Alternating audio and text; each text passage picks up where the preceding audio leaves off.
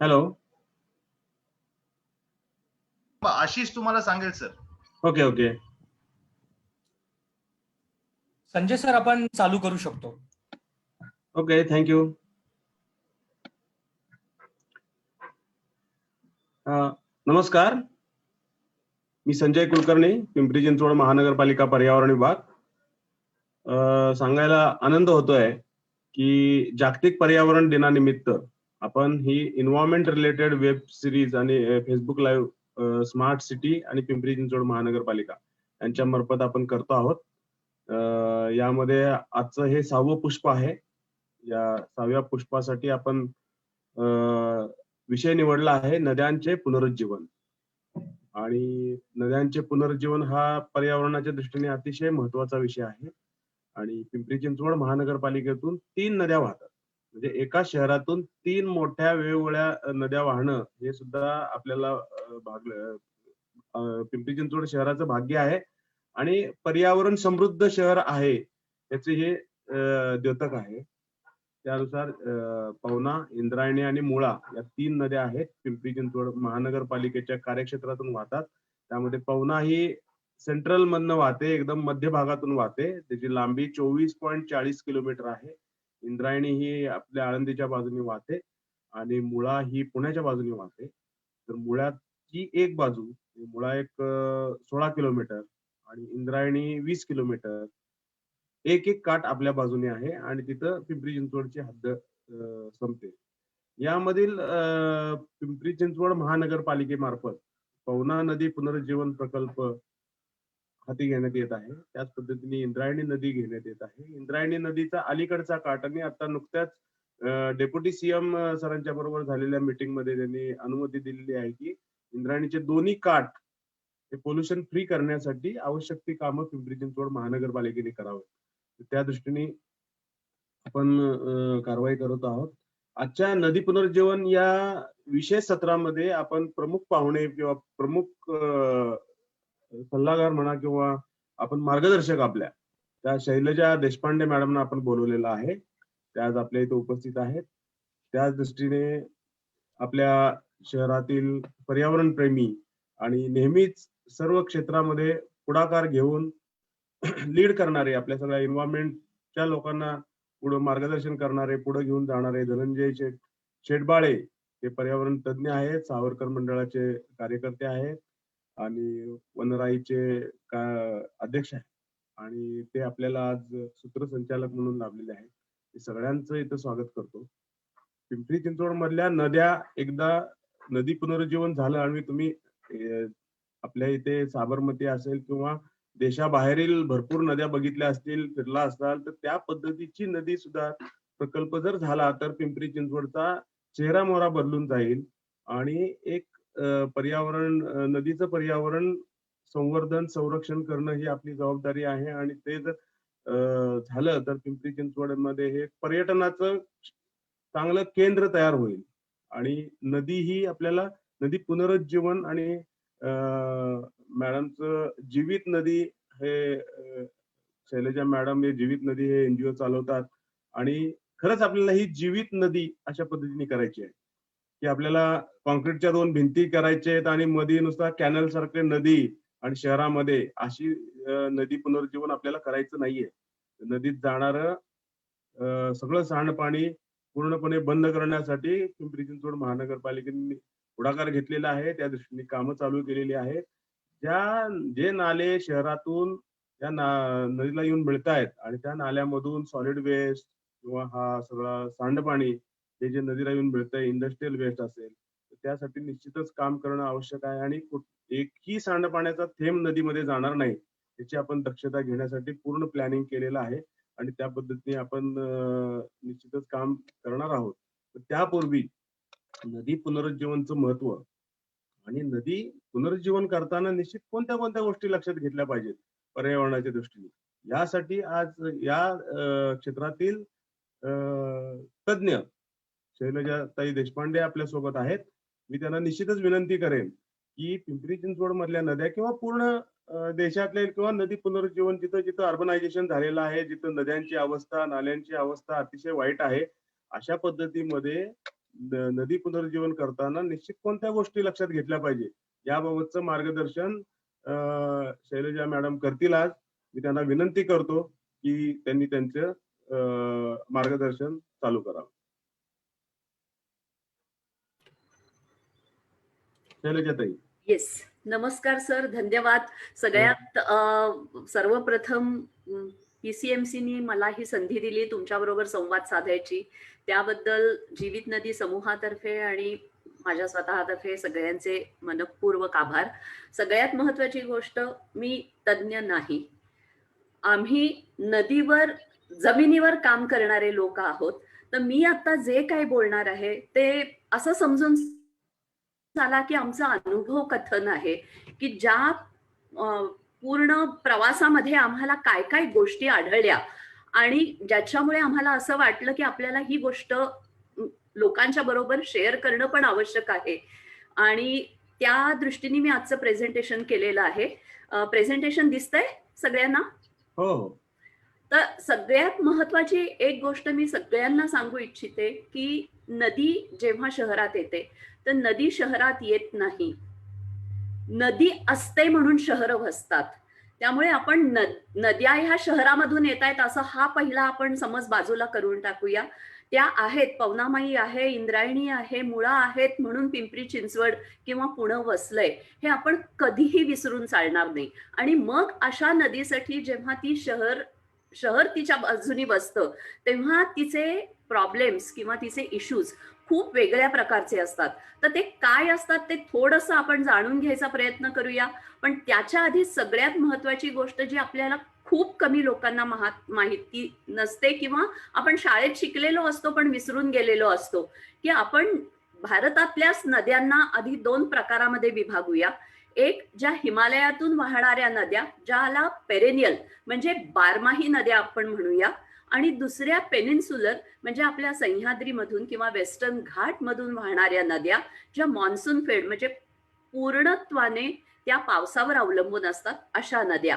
आणि त्यामध्ये सुद्धा ज्या नद्या पूर्व वाहिनी आहेत म्हणजे बंगालच्या उपसागराला मिळतात, या ज्या सह्याद्रीमधून निघतात, ज्या आपण आज बोलणार आहोत इंद्रायणी, पवना, ह्या सगळ्या पूर्व वाहिनी आहेत. आणि काही असतात त्या पश्चिम वाहिनी असतात की ज्या सह्याद्रीमधून उगम पावतात आणि लगेच अरबी समुद्राला मिळतात. तर आता ह्याच्यामध्ये फरक काय असतो तर तुम्ही जर हे फोटो बघितले, 2 फोटो, तर वरचा फोटो जो आहे डावीकडचा त्याची जर तुम्ही दरी बघितलीत तर ती व्ही आकाराची आहे. आणि मुठा नदीचा हा सह्याद्री मधला फोटो आहे आणि ह्याचं जर बघितलं तर ते यू आकाराचं आहे. आता परत मी म्हणते तसं की पूर्व वाहिनी आणि पश्चिम वाहिनी नद्यांमधले परत आकार वेगळे असतात. प्रत्येक व्यक्ती, जसं संजय सर, धनंजय, अमोल, हे सगळे एक वेगवेगळे आहेत आणि त्यांचं व्यक्तिमत्व आहे. तसं प्रत्येक नदीचं स्वतःचं एक व्यक्तिमत्व असतं आणि त्याप्रमाणे ती असते. तिला स्टिरिओटाईप किंवा एखाद्या फॉर्मॅटमध्ये बांधणं म्हणजे नदीला न समजून घेता तिच्यावर काही कामं करणं असा त्याचा अर्थ होतो. तर आता हे का झालंय बरं की ही व्ही शेप काय, ही यू शेप काय, हे आपण जर विचार केला तर व्ही शेप का आहे तर हिमालय हा सगळ्यात तरुण पर्वत आहे, जगातला तरुण पर्वत आहे आणि सह्याद्रीचा जन्म त्याच्यापेक्षा कितीतरी जुना आहे. आणि त्यामुळे आणि सह्याद्रीमध्ये आहे बसाल्ट, हिमालय निघालाय समुद्रातून, तर त्याच्यावर लिटरली वाळूचे डोंगर असल्यासारखे काही काही ठिकाणी तुम्हाला डोंगर दिसतात. ऍज अगेन्स्ट जे सह्याद्रीचं बघितलं तर ती नदी खोरते. नदी खोरं म्हणजे काय, जे ती खोरून खोरून खोरून तयार करते ते खोरं. तर हे खोरं इतक्या वर्षानुवर्ष जे तिने तयार केलं आहे त्यामुळे पूर्व वाहिन्या नद्या ह्या आपल्या थोड्याफार यू शेप मध्ये दिसतात. दुसरं महत्वाचं जे मागच्या शनिवारी तुम्हाला डॉक्टर हिमांशू कुलकर्णी सरांनी सांगितलंच असेल थोडाफार प्रमाणात, ते एक अतिशय महत्वाची गोष्ट की नदीचा उगम हा कायम ग्राउंड म्हणजे जिवंत झऱ्यामधून असतो. तर इथे मी काही फोटो दाखवलेत की मुळा नदीचा उगम कसा आहे, राम नदीचा उगम कुठे आहे, जो रामेश्वर किंवा भुकुमच्या तिथे आहे तो, आंबी नदीचा उगम, मोशी नदीचा उगम, पवना नदीचा उगम, मुठा नदीचा उगम, हे सगळे जर तुम्ही बघितले तर हे जिवंत झरे आहेत आणि ह्या झऱ्यामधून उगम पाहून नदी पुढे येत असते. तर आता काय असते नदी? नक्की नदीला आपल्याला काय म्हणावं, कशाला नदी म्हणावं? तर तिच्या 4 वेगवेगळ्या भागामध्ये मी डिव्हाइड करीन, की तिच्या फिजिकल प्रॉपर्टीज. फिजिकल प्रॉपर्टीज म्हणजे काय? की ती उगम जिथून पावते, तो डोंगर कसा आहे, तिथे दगड कसा आहे, ती किती उतारावरून किंवा तीव्र उतार आहे का मंद उतार आहे, तिथे दगड आहेत का माती आहे का मुरुम आहे, ह्या सगळ्या गोष्टी. आणि तिचा फ्लो कसा आहे आणि तिचं पूर वहन क्षमता काय आहे, तिथलं टेम्परेचर कसं आहे, पर्जन्यमान कसं आहे, ह्या सगळ्या तिच्या फिजिकल प्रॉपर्टीज झाल्या. केमिकल प्रॉपर्टीज मध्ये अर्थातच सगळ्यात महत्वाचा ऑक्सिजन, जो विरघळलेला प्राणवायू आपण म्हणतो, तो नदीमध्ये काय आहे. मग त्याच्यात नायट्रोजन, फॉस्फरस, कॅल्शियम, वेगवेगळ्या प्रकारची, आणि जी आपण शाळेत शिकलोय की डोंगरावरून येताना ह्या सगळी खनिज आणि सगळ्या गोष्टी नदी आपल्याबरोबर खाली घेऊन येत असते. बायोलॉजिकल प्रॉपर्टीज मध्ये आपण काय म्हणू? नदी काठ, नदी काठाचा असणारा झाड, झाडोरा, गवत, नदीमध्ये त्याच्यामुळे असणारी, नदीमध्ये उगवणाऱ्या काही पाण वनस्पती किंवा जलवनस्पती, नदीवर अवलंबून असणारा बाकीचा फौना किंवा पक्षी, प्राणी, इतर, मग ते जमिनीवर राहणारे असोत किंवा पाण्यात राहणारे असोत, त्यांचा एकमेकाच्या बरोबरचा असलेला परस्पर संबंध म्हणजे फिजिकल, केमिकल, बायोलॉजिकल प्रॉपर्टीज वर नदी ही परिसंस्था किंवा नदीची ज्याला आपण पाणी दिसतं दृश्य स्वरूपात, हे सगळं त्यावर अवलंबून असतं. आणि ह्या कुठल्याही गोष्टीमध्ये इम्बॅलन्स झाला, की ज्याला आपण ह्युमन इम्पॅक्ट म्हणतो, तो वेगवेगळ्या पद्धतीने होतो. पोल्युशनमुळे असेल, एक्स्ट्रॅक्शन म्हणजे त्याच्यातलं ग्राउंड वॉटर जे आपण एक्स्ट्रॅक्शन म्हणतो, किंवा वेगवेगळ्या प्रकारचं तिला ओरबाडून काढणं असेल, की त्याचे हिरवे पट्टे काढणं असेल, जंगल काढणं असेल कुठल्याही प्रकारे, आणि डम्पिंग असेल, ह्या सगळ्या प्रकारांनी कुठल्याही प्रकारचा इम्बॅलन्स झाला की नदीची, तिची परिस्थिती किंवा तिची तब्येत बिघडते. तर आता ही तब्येत बिघडायला आपण सगळ्या गोष्टी करतोय आता ह्युमन इंटरव्हेन्शन मध्ये, हे आपण लक्षात ठेवायलाच पाहिजे. त्यामुळे नदी ही फक्त माझ्या शहरातून वाहणारी जो भाग दिसतो तो नसून, ती तिच्या उगमापासून तिच्या संगमापर्यंत, मग ती उपनदी असेल तर दुसऱ्या मोठ्या नदीला मिळत असेल, किंवा मोठी नदी असेल तर ती समुद्राला मिळत असेल, हे सगळ्या भाग म्हणजे सोर्स, फ्लडप्लेन आणि तिचं माउथ किंवा जिथे ती संगम पावते, ते, हे सगळ्या गोष्टी आपल्याला लक्षात घ्यायला लागतात, तरच रिव्हर रिस्टोरेशन. आणि मी इथं पुन्हा थोडंसं हे करेन की रिव्हर रिज्युव्हेनेशन आणि रिव्हर रिस्टोरेशन मध्ये थोडासा फरक आहे. रिव्हर रिज्युव्हेनेशन मध्ये आपल्याला इट मीन्स तिला, नदीला एक वेगळं नवीन लुक देणं, ह्याला रिज्युव्हेनेशन म्हणतात. रिस्टोरेशन म्हणजे नदीच्या ज्या इकॉलॉजिकल प्रोसेसेस आहेत किंवा तिची जी कार्यपद्धती आहे, मग ती नागमोडी वळणानी असेल, काही ठिकाणी ती बेट तयार करत असेल, काही ठिकाणी तिचे वेणीसारखे प्रवाह होत असतील, ह्या ज्या सगळ्या प्रोसेसेस आहेत त्या पुन्हा पूर्वस्थितीत आणणं म्हणजे रिस्टोरेशन. तर आता मी म्हणलं तसं की हे सगळं एकमेकावर डिपेंडंट आहे, की जिथून ती उगम पावते आणि जिथे ती मिळते, हे सगळं एकमेकामध्ये कसं गुंतलेलं आहे. आणि एकावर आपण काहीही इम्पॅक्ट केला की त्याचा परिणाम सोर्सवर, म्हणजे जर आपण फ्लड प्लेन मध्ये, कारण शहरामध्ये युजली आपण पूर पठार किंवा पूर मैदानाच्या आसपास वसतो, तर आपण जो काही इम्पॅक्ट करतो त्याचा अपाय नदीवर आणि पर्यायाने बाकीच्या इतर गोष्टींवर म्हणजे सोर्स रिजन मध्ये पण होतो, तिच्या उगमापाशी पण होतो आणि तिच्या संगमापाशी पण होतो. कसे आपण ह्याला कारणीभूत होतो हे आपण थोडक्यात बघूया. तर अर्बन चॅलेंजेस मध्ये लिस्ट खूप मोठी आहे, जी आपल्याला सगळ्यांना माहिती आहे की जंगल तोड चालली आहे आणि त्यामुळे मातीचा थर जिथे आपली नदी उगम पावते तिथला निघून चाललेला आहे.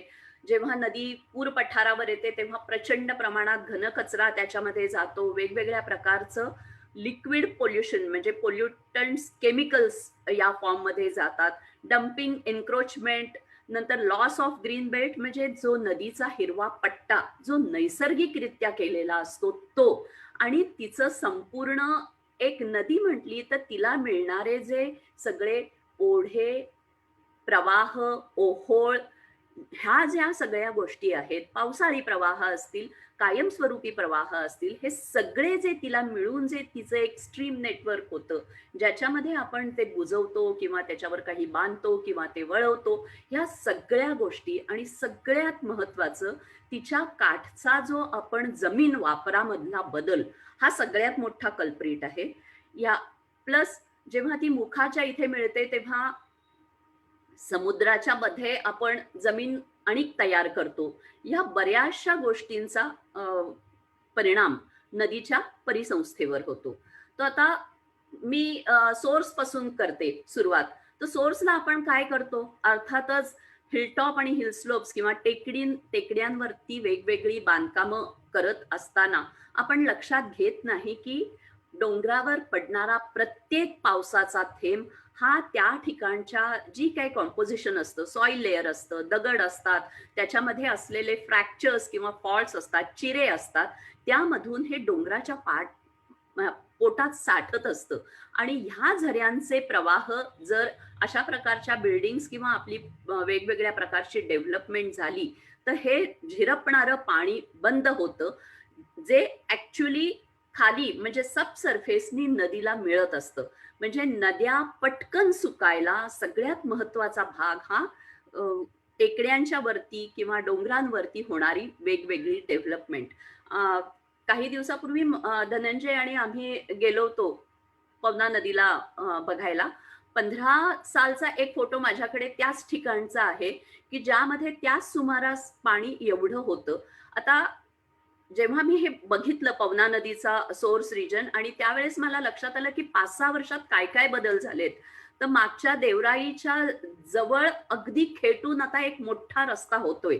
तो रस्ता वाईड होत असताना बरीच प्रकारची झाडं तिथं तुटली जात आहेत.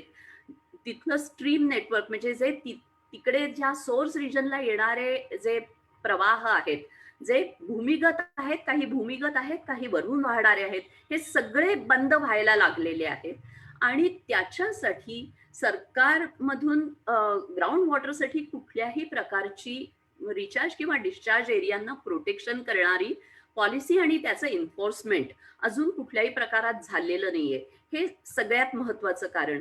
मग आम्ही जेव्हा खाली साधारण तिच्या वॉटरशेडमध्ये पवना नदीच्या जेव्हा फिरलो तेव्हा माझ्या लक्षात आलं, अरे अजून बरेचसे ओढे बारमाही आहेत जे नदीला जिवंत ठेवायला मदत करतायत. पण त्याच वेळेस माझ्या हेही लक्षात आलं, तिथे प्रचंड प्रमाणात रिसॉर्ट्सचं बांधकामं चालू होती, मोठमोठे प्लॉट्स घेतलेले होते, फेन्सिंग झालेलं होतं, तिथली झाडी तुटलेली होती. त्यामुळे हे ओढे जर 2-4 वर्षांनी मी बघितले आणि ते कोरडे पडले असतील तर ते मला नवल नाही. आणि हळूहळू अशीच पवना पण कोरडी पडणार आहे जर हे जे तिला पाणी पुरवणारे ओढे जर सुकायला लागले, जे आज तिथल्या लोकांचे पोशिंदे आहेत, जे तिथले लोकांचं जीवन त्याच्यावर अवलंबून आहे, ते सुद्धा जर गेले तर त्याचा परिणाम वाईटच होणार आहे नदीसाठी.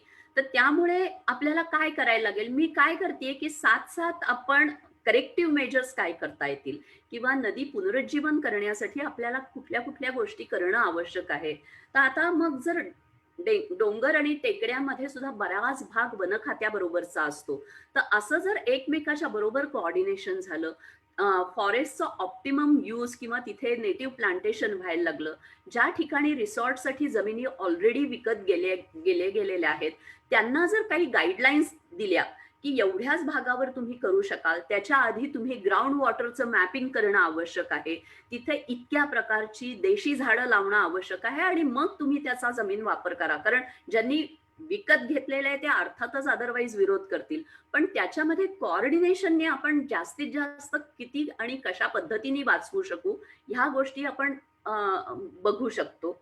तिथल्या लोकल लोक मायग्रेट कसे होणार नाही, तिथेच राहतील कसे, हे पण बघणं खूप आवश्यक आहे. कारण आज ते लोक तिथे राहिले तर ते ओढे, ते पावसाळी प्रवाह आणि तिथले सगळे ज्या काही त्याचं नेटवर्क आहे स्ट्रीमचं ते वाचणार आहे. जे रिसॉर्ट वाले येतात तिथे येणारे गेस्ट 1 नाही तर 2 दिवस नाही तर 4 दिवसासाठी असतात, ते सेल्फी काढण्यापुरते आलेले असतात, त्यांचा बाकी काहीही उपयोग नसतो. तर अशा लोकांच्या ऐवजी हे मायग्रेशन कसं थांबवता येईल हे पण आपल्याला बघायला लागेल. आणि बाकीच्या गोष्टी मी ऑलरेडी ह्याच्यामध्ये दिल्या आहेत, त्या आपण मला वाटतं चर्चेमध्ये जास्त बघूया. मग आता पूर पठार किंवा पूर मैदानामध्ये नदी येते तेव्हा काय होते. अर्थातच तिचा हिरवा पट्टा पूर्णपणे शहरांमध्ये सगळीकडे नदीचा हिरवा पट्टा जवळजवळ नष्ट झालेला आहे. सॉलिड वेस्ट किंवा घनकचरा प्रचंड प्रमाणात, म्हणजे लोकांना ती एक अतिशय सोयीची जागा झालेली आहे. त्यामुळे बऱ्याच गोष्टी नदीमध्ये ऑफिशियली आणि अनऑफिशियली अशा जातात. एन्क्रोचमेंट रूपाने असतील किंवा बाकी सगळ्या रूपाने असतील. पण त्यावेळेस आपण लक्षात ठेवत नाही की आपल्या नद्या ह्या पावसाळ्यावर अवलंबून आहेत. तर ही जी ब्लू लाईन आहे, ही मधली जी प्रवाहाची दिसतीये, खरं म्हणजे उरलेली 8 महिने नदीचा प्रवाह अकुंठितच व्हायला पाहिजे. सध्या सुएझचं पाणी त्या नद्यांमध्ये दिसतंय म्हणून ती नदीचा प्रवाह आपल्याला एवढा मोठा दिसतो. नाहीतर नदीची पूर मैदानं मोठी असली पाहिजेत आणि तिच्या आजूबाजूला तिचं जे काय काठ आहेत, ज्याला आपण दुथडी म्हणतो, त्या दोन्ही थडांवर सगळीकडे हिरवा पट्टा असला पाहिजे. आणि मग जेव्हा तो पूर येतो, तो पूर आटोक्यात आणायला किंवा त्याची तीव्रता कमी करायला हाच हिरवा पट्टा आपल्याला उपयोगी पडतो. आता आता काय झालंय की आपण सगळ्या नद्यांवर धरणं बांधलेली आहेत. त्यामुळे 100% प्रत्येक नदीचं पाणी एका मोठ्या भिंतीने अडवलेलं आहे. मग नद्या जिवंत ठेवायच्या कशा? तर त्या नद्या जिवंत ठेवायला आपल्याला उपयोगी येतात तिला मिळणारे किंवा तिला येऊन भेटणारे वेगवेगळे ओढे, पावसाळी प्रवाह. आणि आता ह्या ज्या मी 2 मॅप्स तुम्हाला दाखवते, ह्याचं क्रेडिट डॉक्टर श्रीकांत गबाळे सरांना आणि हिमांशू सर ॲक्वाडॅम या दोघांना देते. जेव्हा आम्ही ह्या सगळ्याचं एकत्रीकरण केलं, तर आता डावीकडची जी फिगर दिसतीये ही मी एक प्रातिनिधिक स्वरूपात तुम्हाला दाखवती आहे एका नदीच्या बाबतीत. की आता पुणे शहरामध्ये ह्या एक 4 ते 5 वॉटरशेड्स आम्ही बघितले, की जसं की राम नदी आहे, आंबीलोढा आहे, वडकीचा नाला आहे, भैरोबा नाला आहे. ह्या सगळ्याचं जर स्ट्रीम नेटवर्क बघितलं तर आपला हात तुम्ही जर उघडलात तर या हातावर एक मध्ये एक रेषा असते आणि तिला मिळणाऱ्या खूप बारीक बारीक बारीक केसाच्या रेषा असतात, ज्या खरं म्हणजे त्या रेषेपासून बाहेर जातात. स्ट्रीम नेटवर्क बरोबर उलट करतं. मधल्या रेषेला येणारे हे सगळे छोटे छोटे प्रवाह मिळतात. तर ह्या ज्या वॉटरशेड्स आहेत, आणि तुम्ही आता उजवीकडची फिगर बघा, ह्याच वॉटरशेड्सवर आम्ही सुपर इम्पोज केलंय ॲक्वाडॅमनी केलेलं रिचार्ज एरियाज ग्राउंड म्हणजे शॅलो ॲक्विफर्सचा मॅप. तो ॲक्विफर्सचा मॅप लक्षात आल्यावर आमच्या लक्षात आलं की इथे लँड यूज ह्या रिचार्ज एरियाज मध्ये प्रचंड प्रमाणात झालेला आहे आणि इथेच सगळे स्ट्रीम नेटवर्क डिस्टर्ब झालेले आहेत. तर आता हे स्ट्रीम नेटवर्क जर वाहते करायचे असतील तर इथे मॅनेज्ड ॲक्विफर रिचार्ज सिस्टीम्स प्रॉबेबली करायला लागतील, जेणेकरून ह्या सगळ्या वॉटरशेड मधून जमिनी खालून भूस्तरातून ह्या नद्यांना पाणी मिळायला लागेल. दुसरी महत्वाची गोष्ट, आता मी मुठा नदीला का सांगतेय, कारण मुठा नदीला प्रचंड प्रमाणामध्ये म्हणजे वेगवेगळ्या प्रमाणाने तिला ग्रासलेलं आहे. नदीचे काठ हे नदीचं अस्तित्व असतं आणि आपण जर बघितलं तर सगळ्या गोष्टी नदी काठावर होतात. सुएज ट्रीटमेंट प्लांट्स नदी काठावर, एन्क्रोचमेंट नदी काठावर, कुठल्याही प्रकारचे प्रोजेक्ट्स नदी काठावर, जे काही चॅनलायझेशन नदी काठाचं. आणि नदी काठच खरं म्हणजे तिला जिवंत ठेवायला उपयोगी पडतात. आणि हे मी आता मुठा नदीचं जे दाखवते ते मुद्दाम उदाहरण म्हणून दाखवते की एम्बँकमेंट्स, कारण रिव्हर रिज्युमिनेशन मध्ये एम्बँकमेंट्स हा एक अतिशय महत्वाचा पार्ट युजली घेतला जातो, जो साबरमती रिव्हरफ्रंटला केलेला होता. पण आता आपल्या इथे काय आहे, त्या पीसीएमसी आणि पीएमसीने ठरवलं तर आपण तो वेगळ्या पद्धतीने करू शकतो पूर्णपणे, आणि त्याच्यासाठी नागरिकांचं सहकार्य नक्कीच असणार आहे. तर आता इथं मुठा नदीला त्यामुळे काय झालंय, तुम्ही जर बघितलात तर ह्या 2 वॉल्स आले आहेत आणि त्या कॉन्क्रीट वॉल्स आहेत. आता ह्या कॉन्क्रीट वॉल्स जेव्हा होतात तेव्हा हे जे एक्सचेंज असतं, म्हणजे जेव्हा नदी पुराने दुथडी भरून व्हायला लागते तेव्हा हे पाणी या ॲक्विफर्स मध्ये रिचार्ज होत असतं. आणि जेव्हा 4 महिन्यानंतर नदीची पातळी खाली जायला लागते तेव्हा हे ॲक्विफर्स तिला ते पाणी डिस्चार्ज करायला, म्हणजे तिच्याकडे ते पाझर किंवा झिरपे म्हणतात त्याला, झिरप्यांनी आणि पाझरांनी यायला लागतं. आणि हे नेहमी पूर मैदानात जास्त प्रमाणात होतं. म्हणजे आज पवना नदीचे पाझर पिंपरी चिंचवड शहरातून वाहताना हे जर आपण मॅप केले, मुळा मुठा नदीचे पाझर आणि मुळा मुठा जेव्हा एकत्र होऊन पुढे वाहतात ह्याचे पाझर मॅप करून जर त्यांना व्यवस्थित त्यांचं ट्रीटमेंट केली तर आज नदीला पाणी मिळणार आहे आणि त्याच्यामुळे नद्या पुनरुज्जीवित होणार आहेत. हा एक महत्वाचा भाग. दुसरा मी म्हणलं तसं की त्या जर भिंती बांधल्या तर जसं मी म्हटलं की ग्राउंड वॉटरमुळे पाणी एवढं छोटंसं असतं, नदीचं अगदी छोटी धार असली पाहिजे. मान्सून मध्ये किंवा पावसाळ्यामध्ये ती दुथडी भरायला लागते, पोस्ट मान्सून मध्ये परत ती अशी दिसते आणि तीच जर जागा आपण भिंतींनी बांधली तर अर्थातच तिथे फ्लडिंग होणार आहे. त्याच्यामुळे त्याला पर्यायच नाहीये. आणि म्हणून मी सब वॉटर शेड्सचं पुन्हा तुम्हाला दाखवतेय की सब वॉटर शेड्स आता मी वेगळ्या पद्धतीने इथे तुम्हाला सांगणार आहे. आता हेच जे सगळे ओढे, नाले आणि छोट्या उपनद्या ज्या मुख्य नदीला मिळतात, त्या नदीला मिळताना एक प्रकारचा तिथे संगमाचा एक परिणाम असतो. ती सगळ्यात नदीची, प्रत्येक नदीला मिळणारा एखादा ओढा असेल, प्रवाह असेल, कुठलाही छोटा ओहोळ असेल किंवा उपनदी असेल, ती ज्या नदीला मिळते तो संगमाचा प्रदेश हा अतिशय बायोडायव्हर्सिटीनी भरपूर भरलेला असतो.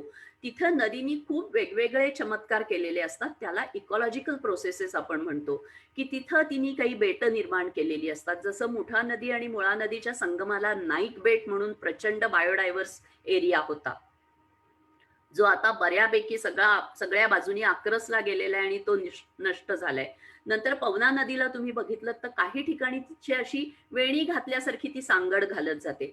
त्याच्यामध्ये ती जी छोट्या छोट्या वेगवेगळ्या बायोडायव्हर्सिटी एरियाज क्रिएट करते, हे जपणं हे आपल्याला खूप महत्वाचं आहे. आणि म्हणून सब वॉटरशेड की ह्या नदीला जिथे जिथे ह्या सगळ्या ओढे, नाले आणि प्रवाह मिळतात, हे संगमाचे प्रदेश, तिथे बफर झोन क्रिएट करणं किंवा तिथे मोठ्या प्रमाणात हिरवे पट्टे तयार करणं हे अतिशय आवश्यक आहे.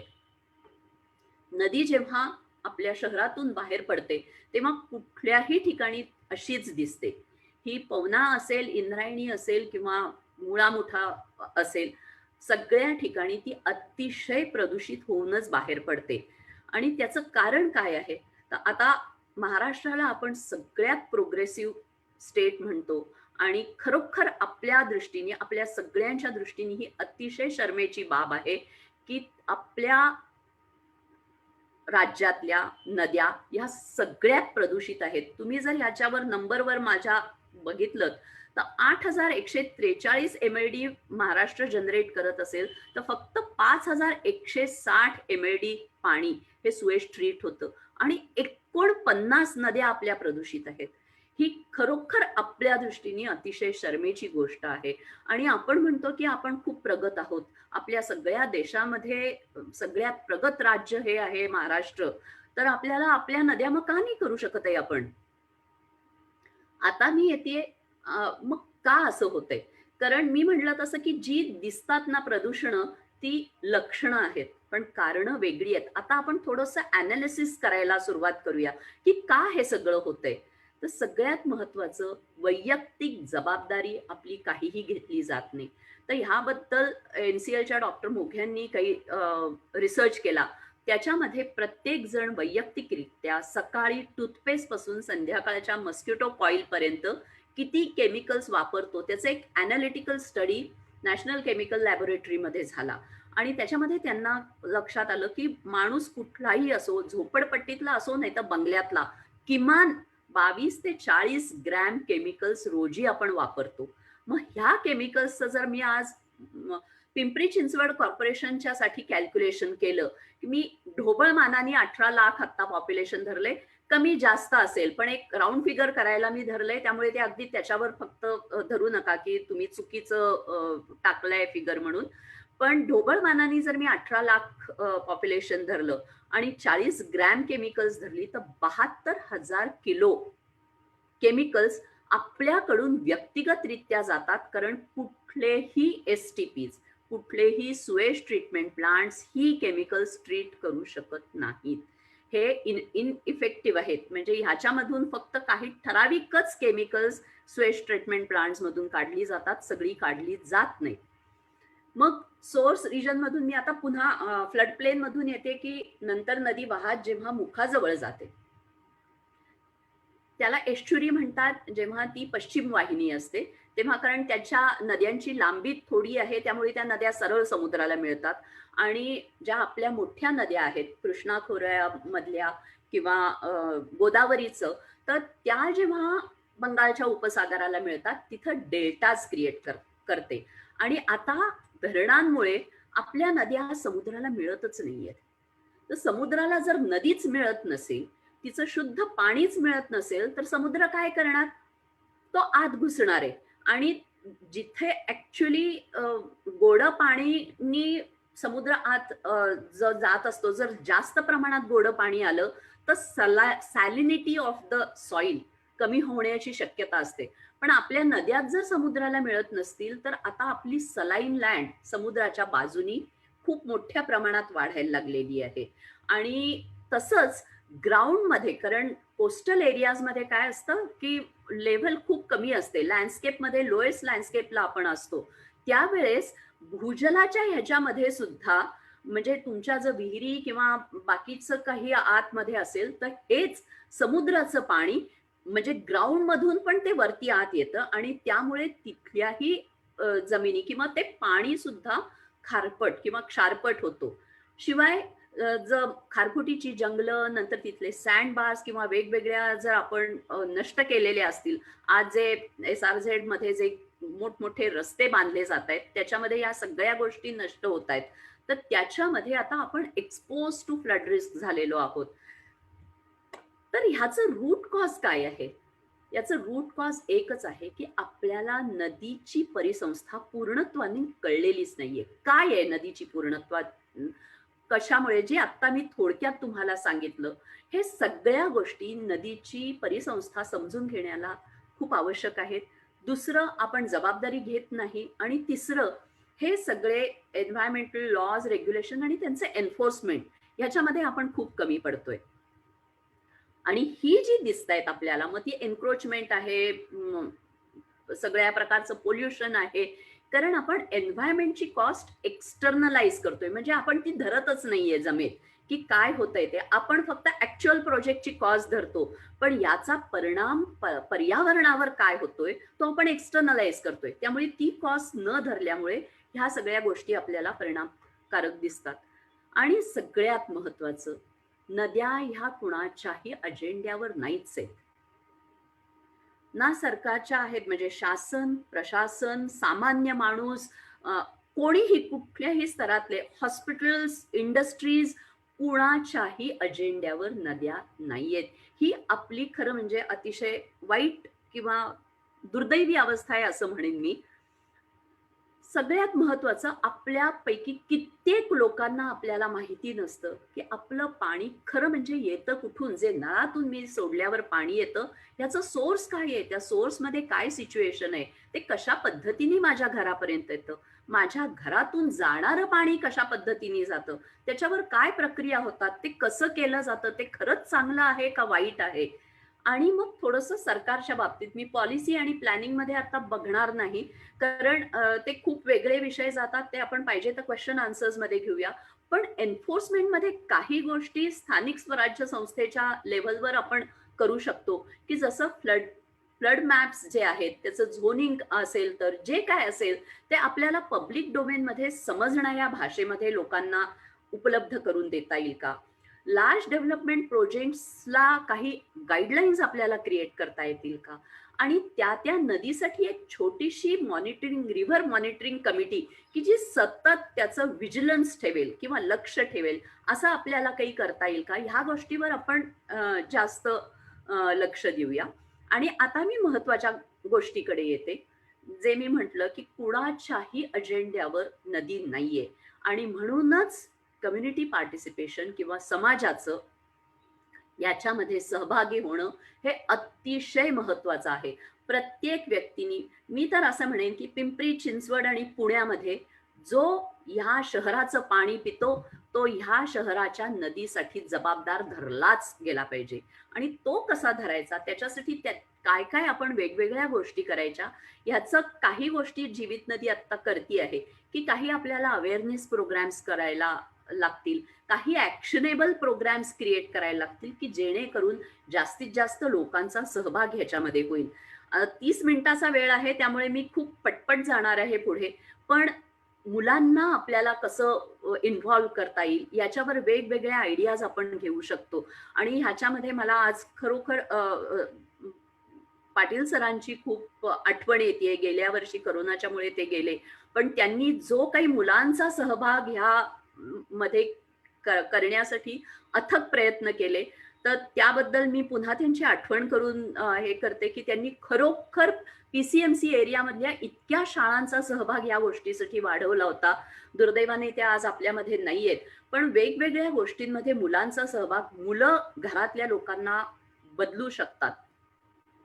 मग लोकल स्टेक होल्डर्स, ज्याला मी प्रायमरी स्टेक होल्डर्स म्हणेन, की नदीकाठी असणारी देवळं, त्याचे टेम्पल ट्रस्टीज, नंतर मासेमारी करणारे लोक, तिथे असणारे शेतकरी आजूबाजूला जे अजूनही काही प्रमाणात शेती करतायत, ह्या लोकांना आपल्याला कसं घेऊन करता येईल याचं एक उदाहरण मी फक्त इथं दिलं, की आम्ही 2-3 देवळामध्ये निर्माल्याचं कॉम्पोस्टिंगचं युनिट बसवलं, पण आम्ही तिथल्या देवळात कीर्तनाला आणि भजनाला येणाऱ्या बायकांना ट्रेन केलं, तरच ते सस्टेन होईल.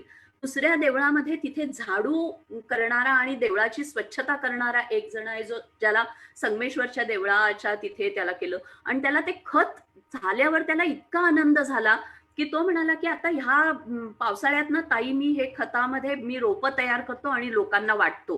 म्हणजे ह्या गोष्टी, आणि त्याच्यामध्ये पैशाची अपेक्षा न करता त्यांनी केलं.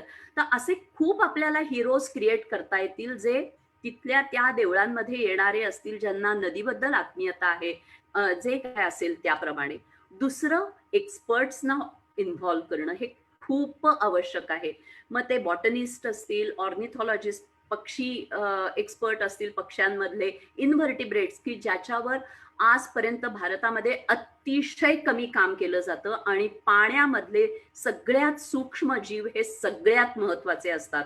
आता आम्ही ह्याच्यावर वेटलँडवर रिसर्च केला, ज्याच्यामध्ये आम्हाला काही स्पीसीज अशा बघितल्या आहेत की ज्या अख्ख्या भारतामध्ये रेकॉर्ड झालेल्या नाहीयेत इन्व्हर्टिब्रेट्सच्या. आणि इन्व्हर्टिब्रेट्समध्ये म्हणजे झू प्लँक्टन्स आणि फायटोप्लँक्टन्स ह्यांच्यामुळेच खरं म्हणजे कार्बन सिक्वेस्ट्रेशन होणार आहे, ऑक्सिजन नदीचा वाढणार आहे. तर त्यांची वाढ कशी होईल हे बघणं आवश्यक आहे.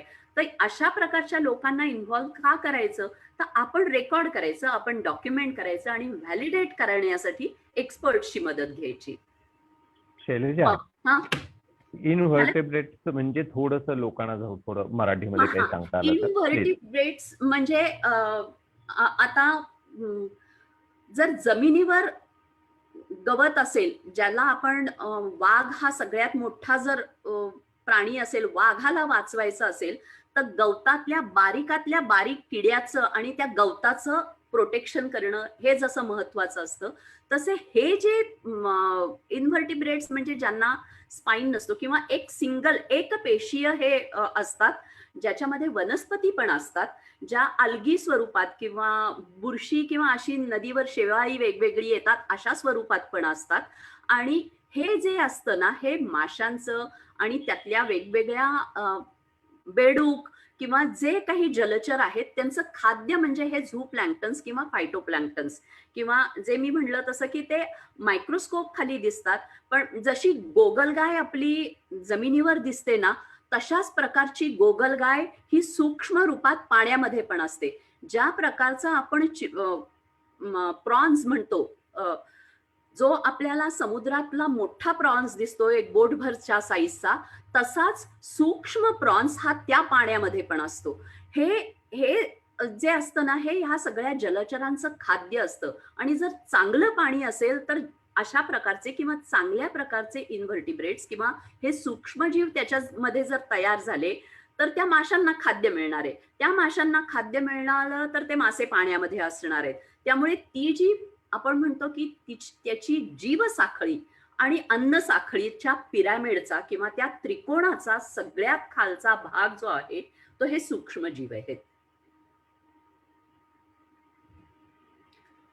मग एन्थुझियास्ट ग्रुप्स जसे आज आपल्या ह्याच्यामध्ये पण एक आहेत गड किल्ल्यावर अतिशय प्रेमाने फिरणारे, तसे नदी काठानी फिरणारे फोटोग्राफर्स असतात खूप सारे.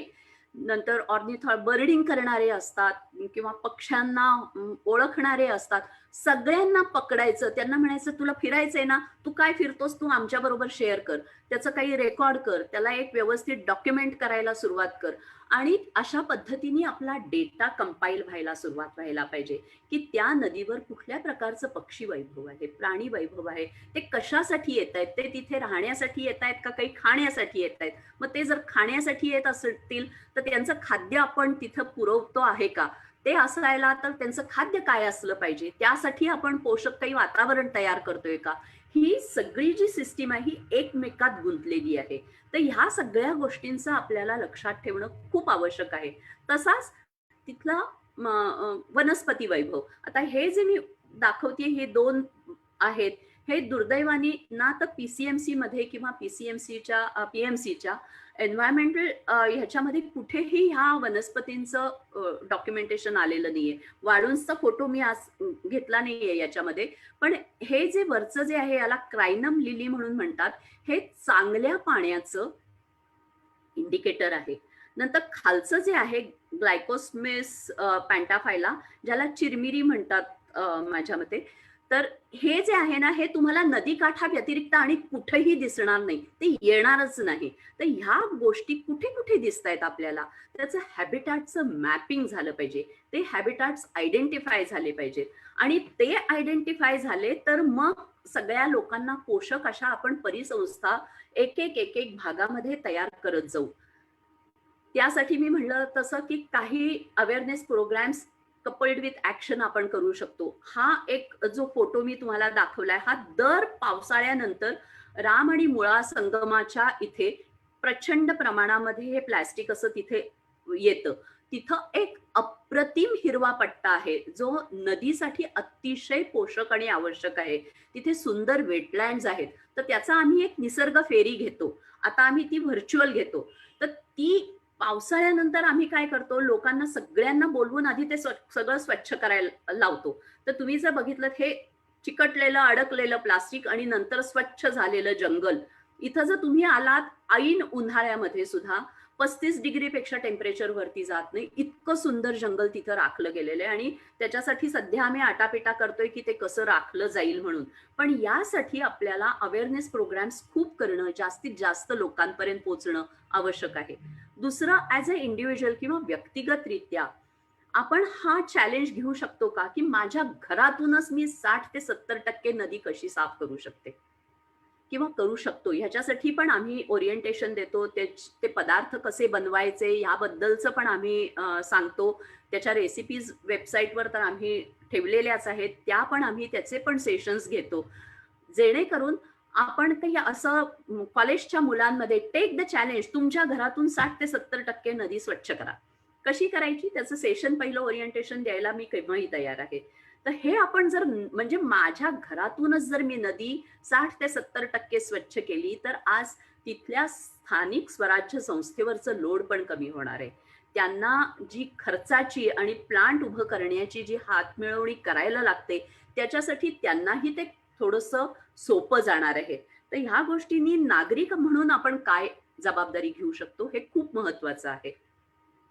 आणि मग जे लोक खरोखर नदीसाठी काही करू इच्छितात त्यांना काही बिहेवियरल चेंजेस किंवा त्यांच्या रोजच्या जीवनामध्ये ते काही बदल करू शकतात का, प्लास्टिकचा वापर ते कसं कमी करू शकतील, आपल्या गरजा कशा कमी करू शकतील, ह्या सगळ्या वेगवेगळ्या गोष्टींमध्ये त्यांना थोडाफार गायडन्स देणं किंवा त्यांच्यामध्ये एकमेकांच्या बरोबर चर्चा, अनुभव एकमेकाच्या बरोबर शेअर करण्यासारखा प्लॅटफॉर्म क्रिएट करणं की जेणेकरून अरे हा हे करतोय का, ही आयडिया चांगली आहे, मी पण करतो, अशा पद्धतीने त्याचं गिव्ह अँड टेक करणं, अशा आपल्याला गोष्टी काही करता येतील का, याही गोष्टीचा आपल्याला विचार करता येईल. थोडक्यात राम नदी रिस्टोरेशन मिशन बद्दल मी अगदी थोडक्यात सांगते कारण अमोल ने मला सांगितलं. राम नदीला एक 10 ते 11 आपल्या तुमच्या पीसीएमसी मध्ये जशा सगळ्या एनजीओज आहेत तशाच एकत्र झाल्या आणि खाटपेवाडी म्हणजे नदीचा पहिला उगमाचा जो भाग आहे तिथपासून 19 किलोमीटर राम नदीचं जिथे मुख मुळा नदीला मिळतं इथपर्यंत प्रत्येक एक संस्थेनी एकेका स्ट्रेचची जबाबदारी घेतलीये आणि त्याप्रमाणे आता त्याचं सगळं प्लॅनिंग केलंय की आता सध्या आम्ही घाटपेवाडीवर जास्त फोकस करतोय. या 10ही संस्था एकमेकाला जबाबदारी घेतली जरी असली तरी 10ही संस्था एकत्रच काम करतात. त्याच्यामध्ये ही तुझी जबाबदारी ह्याच्याकडे मी बघणार नाही असं कुणी करत नाहीये आणि त्याप्रमाणे त्याचा रिस्टोरेशन प्लॅन आम्ही पूर्णपणे क्रिएट केलाय आणि आमची इच्छा आहे आम्ही पीएमसीला जाऊनही भेटलो होतो आणि त्यांना सांगितलं की तुम्ही पीएमसी आणि बाकी फॉरेस्ट डिपार्टमेंट आणि सगळ्यांनी मिळून आणि एनजीओनी मिळून आपण राम नदीची एक वेगळी काउन्सिल तयार करूया की जेणेकरून राम नदी रिस्टोरेशनला एक प्रकारचं आकार येईल. ज्याच्यासाठी आता थोड्याफार हालचाली चालू झालेल्या आहेत पीएमसी मध्ये. तर आता बघू सरकारी यंत्रणाचं थोडंसं निर्णय आणि प्रक्रिया थोडी हळू असते त्यामुळे आता आपण त्याच्यावर जास्त लक्ष न देता मी सगळ्यात महत्वाचं मी जी म्हणतेय तसं की वैयक्तिकरित्या आपली जबाबदारी आहेच. आपल्या कॉन्स्टिट्यूशननी आपल्या संविधानाने आपल्याला ती जबाबदारी दिलेली आहे आणि ती जबाबदारी घेणं हे प्रत्येक नागरिकाचं कर्तव्य आहे की आपल्या प्रत्येक नैसर्गिक परिसंस्थेला त्याचं प्रोटेक्शन करणं आणि ती रिस्टोर करणं किंवा ती पुनरुज्जीवित करणं ही जबाबदारी घेणं आपल्याला मस्ट आहे. जे आर्टिकल 21 मध्ये दिलेलं आहे राईट टू लाईफ. मला जर पुण्यामध्ये किंवा पीसीएमसी मध्ये स्वच्छ पाणी कॉर्पोरेशन देते तर पवना नदी दूषित करून मी खालच्या लोकांचा राईट हे करून घेतेय हिरावून घेतेय हे मला कायम माझ्या लक्षात राहिलं पाहिजे आणि याच्यासाठी प्रशासन शासन नागरिक आणि सगळ्यांनी मिळून हे करायला पाहिजे की पवना नदी इंद्रायणी नदी आमच्या शहरातून बाहेर पडताना शुद्ध होऊनच कशा बाहेर पडतील ही जबाबदारी आमची सगळ्यांची आहे आणि अर्थातच राज्याची जबाबदारी आहे अंडर आर्टिकल 48A. सगळ्यात महत्वाचं आपण सगळ्यांनी मिळून जबाबदार होऊया. ही पृथ्वी आणि या पृथ्वीवरचं नैसर्गिक वैभव जे आहे ना हे आपल्याला आपल्या पूर्वजांनी दिलेलं नाहीये. जे पूर्वजांनी दिलं होतं ते आपण केव्हाच संपवलंय. आता जे काही शिल्लक आहे ते पुढच्या पिढ्यांचं आहे ते आपण हिरावून घेतोय. तर त्यांच्या वाट्याचं जे आहे ते त्यांच्यासाठी ठेवण्यासाठी तरी आपण प्रयत्न करूया आणि फ्युचर जनरेशन आणि ती फक्त मनुष्याची म्हणत नाहीये.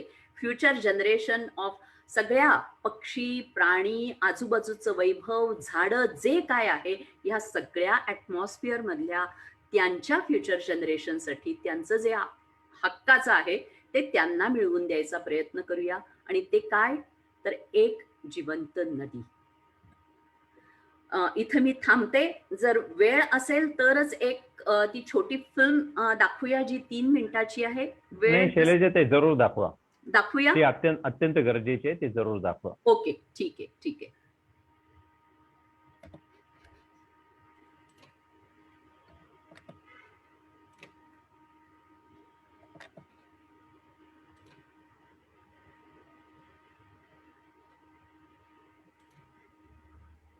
नमस्कार शैलजाताई एक आता फिल्म दाखवताय आवाज येतोय ना एवढंच फक्त सांगा. हा सांगतो. हो व्यवस्थित आहे आवाज.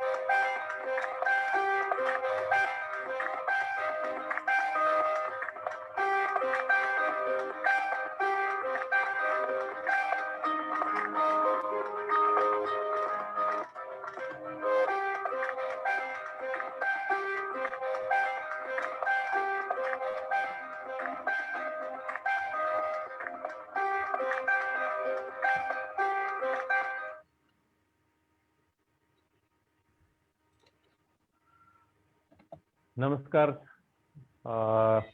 खूप खूप धन्यवाद शैलजा मॅम तुमचं. धन्यवाद. उत्कृष्ट खरं तर तुम्ही अगदी त्याला परिणामकारक असं खरं तर नदीविषयी, नदीच्या पुनरुज्जीवनाविषयी बोललात. आणि ही वस्तुस्थिती आहे की तुम्ही खरोखरच नदीवर काम करणारे आहात. जीवित नदी ही नदीला जिवंत करण्यासाठी काम करते, पण ह्यामध्ये खूप तुमचा खोलवर अभ्यास आहे हे मी सगळ्या इथल्या नागरिकांना, प्रेक्षकांना सांगू इच्छितो. 2009 मध्ये शैलजा मॅडमने इकॉलॉजिकल सोसायटीचा 1 वर्षाचा इकॉलॉजीचा कोर्स पूर्ण केलेला आहे. त्याच्यानंतर त्यांनी स्वतःच्या त्यांच्या प्रेझेंटेशन मध्ये सांगितलं ॲक्वा डॅम सारख्या पाण्यावर काम करणाऱ्या संस्थेशी त्या निगडीत आहेत. डॉक्टर मोघे जे स्वतः सायंटिस्ट आहेत त्यांच्याबरोबर शैलजा मॅडमनी काम केलेलं आहे. राम नदीच्या पुनरुज्जीवनासाठी जी काही वेगवेगळ्या एक्सपर्ट्सची कमिटी स्थापन झाली त्याच्या पुनरुज्जीवनावर जे काम होत आहे त्यामध्ये प्रामुख्याने त्यांनी त्यामध्ये पुढाकार घेऊन हे काम केलेलं आहे. त्यामुळे मला मुद्दाम हे सांगायचं आहे की त्या केवळ त्या ठिकाणी एक कार्यकर्ती किंवा प्रत्यक्षात काम करणारी अशी ती धडाडीची बाई नाही, बल्कि एक संशोधिका पण आहे हे मी मुद्दाम सांगू इच्छितो. त्यांना कदाचित ते आवडणार नाही, हा त्यांचा म्हणजे विनम्र स्वभाव आहे. पण ह्या सगळ्या परिणामकारक झालेल्या आत्ताच्या ह्या प्रेझेंटेशन मधून माझं खरं तर सुरुवातीला खरं तर आमच्या कॉर्पोरेशनला संजय कुलकर्णी सरांच्या माध्यमातून, बाय द वे आता संजय कुलकर्णी सर आपल्या शहराचे जॉईंट सिटी इंजिनियर झालेले आहेत. कालच त्यांची पदोन्नती झालेली आहे. त्यामुळे त्यांच्या हातामध्ये भरपूर अजूनही अधिकार आलेले आहेत. खरं तर त्या माध्यमातून माझं सांगणं आहे. आणि मला खरं तर नुकतीच आता युरोपियन फुटबॉल लीग जी काही झाली, युरोप कप झाला फुटबॉलचा, त्यामध्ये फायनल पर्यंत गेली इंग्लंडची टीम आठवते. आणि त्यामध्ये पेपरमध्ये पण आलं होतं की ही इंग्लंडची टीम आताची जी आहे त्यामध्ये वैयक्तिक हिरो फार कमी आहेत, पण एक टीम म्हणून फार चांगल्या प्रकारे ते उभे राहिलेत. काही वर्षांपूर्वी त्यामध्ये डेव्हिड बेकहॅम, वेन रुनी सारखे असे नावाजलेले चेहरे होते. वैयक्तिक प्रचंड त्यांचं वलय होतं, फार चांगले खेळाडू होते, पण एक टीम म्हणून खऱ्या अर्थानं इंग्लंडला ते ह्या अशा यशापर्यंत कधी घेऊन नाही जाऊ शकले. मी ह्या कॉन्टेक्स्ट मध्ये हे सांगतो आहे, मला असं वाटतं संजय कुलकर्णी सर, आपण आपल्या सगळ्या नद्यांचा विचार करताना कॉर्पोरेशनच्या माध्यमातून आपल्याला ह्या सगळ्याच नद्यांवर आपल्या पवना इंद्रायणीचं जे काही आता काम सुरू केलेलं आहे, जे रिव्हर रिज्युविनेशन म्हणून, त्या ह्याच्यामध्ये उगम ते संगम असा विचार करून ह्यामध्ये असणारे सगळे स्टेक होल्डर्स त्यामध्ये घेतल्याशिवाय काम करणं म्हणजे इंग्लंडची पूर्वीची जी टीम आहे त्या पद्धतीचं ते काम होईल. प्रत्येक जण चांगला आहे, नक्कीच चांगला आहे. इरिगेशन डिपार्टमेंट चांगलं काम करतं, फॉरेस्ट डिपार्टमेंट त्यांच्या ठिकाणी काम चांगलं करतं, तसंच शहराचा आपल्या पर्यावरण विभाग करतं. पण अंतिमतः ती नदी जर का खऱ्या अर्थानं जर का आपल्याला पुनरुज्जीवित करायची असेल तर आपल्याला उगम ते संगम असा अप्रोच घेऊन त्याचा मास्टर प्लॅन तयार करून मगच त्याला सामोरं जावं लागेल. तर माझी खरं तर ह्या माध्यमातून संजय कुलकर्णी सरांना विनंती आहे की तुम्ही कृपा करून ह्यासाठी एक 3 गोष्टी माझ्या डोक्यात येतात. एक तर खरोखरच आता शैलजा मॅमनी जो काही त्यामध्ये संदर्भ दिला, वर कॅचमेंट एरियामध्ये होणारं प्रचंड बांधकाम, प्रचंड त्या ठिकाणी होणारे अतिक्रमण, त्या ठिकाणी होणारं डिफॉरेस्टेशन ह्याच्यावर आपल्याला काही काम करावं लागेल. सगळे त्याचे रिपोर्ट्स आहेत. काय करायचंय माहिती आहे, माधव गडकरी कमिटीचा रिपोर्ट सरकारने नाकारला, ठीक आहे. त्यानंतर के कस्तुरीरंगन कमिटीचा रिपोर्ट सादर केला गेलेला आहे आणि तो गेली 5 वर्षे अजूनही प्रलंबित आहे. तर त्याची अंमलबजावणी आपल्याला करावी लागेल. दुसरी गोष्ट, वर कॅचमेंट एरियाजमध्ये ज्या ज्या ठिकाणी बांधकाम होत आहे, ज्या ज्या ठिकाणी रस्ते बांधणे होते आहे, त्या ठिकाणी असणारे पाण्याचे प्रवाह जे काय आहेत, गर्भातील जे काही पाणी आहे ते वाचवण्याच्या दृष्टिकोनातून आपल्याला तशा योग्य त्या सूचना द्याव्या लागतील, त्याचं मॅपिंग करावं लागेल, त्याच्यानंतरच ही कामं हाती घ्यावी लागतील. तिसरी गोष्ट, ह्या सगळ्यातून मला आठवतं की आता तुम्ही बघाल तर युरोपमध्ये सुद्धा प्रचंड प्रमाणात महापूर आलेला आहे. जर्मनी, नेदरलँड, बेल्जियम ह्या ठिकाणी सुद्धा साधारणतः 150 ते 200 लोक दुर्दैवाने आतापर्यंतच मरण पावलेले आहेत आणि अजून कित्येक लोक, शेकडो लोक अजूनही बेपत्ता आहेत.